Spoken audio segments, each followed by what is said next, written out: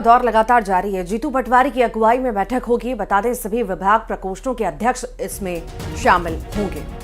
भोपाल में राजीव गांधी सभागार में बैठक बुलाई गई। आपको पता है किस प्रकार कांग्रेस में भी हलचल चल रही है।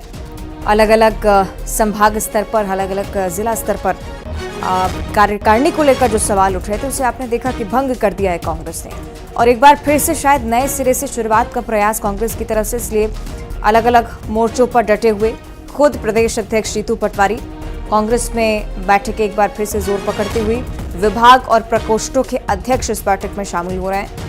और अगर और परिवर्तन की उम्मीद आप लगाए हुए हैं कांग्रेस से, तो आप गलत नहीं है, क्योंकि हो सकता है कि कुछ और बड़े बदलाव संगठन स्तर पर कांग्रेस में हो।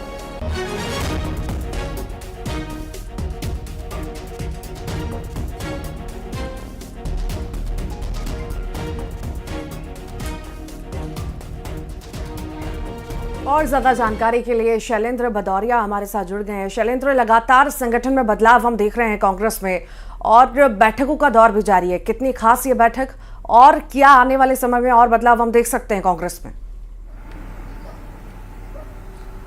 बिल्कुल, निश्चित तौर पर जिस तरीके से कल मध्य प्रदेश के प्रभारी भंवर जितेंद्र सिंह ने बैठक ली और बैठक के बाद उन्होंने जानकारी दी कि मध्य प्रदेश की सभी कार्यकारिणियां भंग कर दी गई है। हालांकि अगले विस्तार तक सभी लोग यथावत काम करते रहेंगे।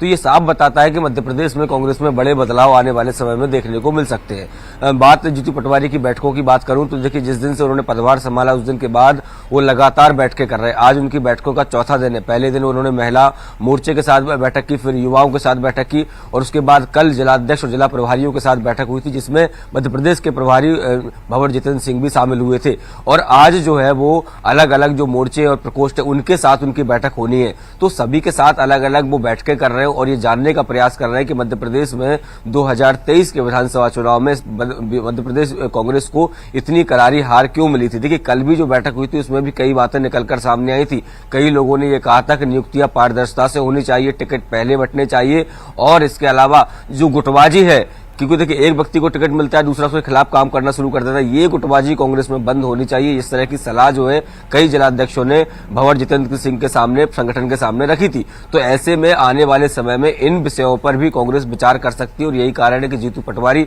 लगातार बैठकें कर रहे हैं, चाहे वह मोर्चा हो या फिर दूसरे अन्य प्रकल्प हो, उनके सभी को लेकर लगातार चर्चाएं का दौर जारी। और उम्मीद है कि जनवरी के पहले सप्ताह में जीतू पटवारी की नई कार्यकारिणी सामने आएगी। उस कार्यकारिणी के बाद ही सब समझ में आ पाएगा कि आखिर किस तरह की कार्यकारिणी बनाई और आगामी रणनीति कांग्रेस की क्या रहने वाली है। बिल्कुल ठीक आप शैलेंद्र कर रहे हैं, क्योंकि लगातार आंतरिक बदलाव को लेकर बात होती रही है। अब देखने वाली बात की पार्टी किस तरह हैंडल करती है। बहुत शुक्रिया आपका फिलहाल ये जानकारी साझा करने के लिए। तो एक तरफ आप देख रहे हैं किस प्रकार से कांग्रेस में भी लगातार हलचल का दौर चल रहा है। इधर खंडवा जिले का जिक्र, जहां तीर्थ नगरी ओंकारेश्वर में कैबिनेट मंत्री प्रहलाद पटेल परिवार सहित पहुंचते हैं। कैबिनेट मंत्री बनने के बाद पहली बार ओंकारेश्वर पहुंचे